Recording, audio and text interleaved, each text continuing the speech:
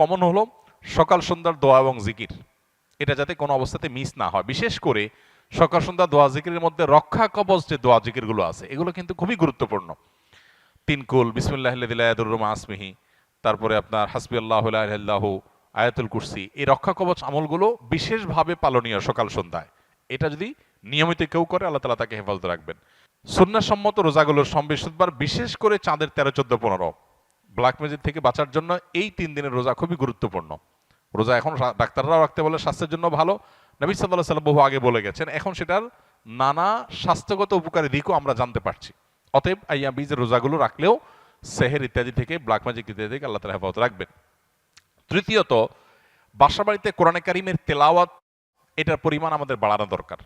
আমরা অনেকেই আছি বাসা বাড়িতে কোরআন তেলাওয়াত করি না। মোবাইলে, ইউটিউবে সারাদিন আমরা এই ভিডিও সে ভিডিও দেখি, সেগুলোতে ব্যাকগ্রাউন্ডে মিউজিক বাজে, আমাদের খবরও নাই। যে বাসায় মিউজিক বাজবে সে বাসায় শয়তান আসবে, মানুষ এফেক্টেড হবে, নানাভাবে আক্রান্ত হবে, এটা খুব স্বাভাবিক। এই জন্য ওই পথগুলো বন্ধ করতে হবে। আর এই দিকে এসে কোরআনে কারিমের তেলাওয়াত বাড়াতে হবে। শুধু তেলাওয়াত না, সরবে তেলাওয়াত, উচ্চস্বরে তেলাওয়াত।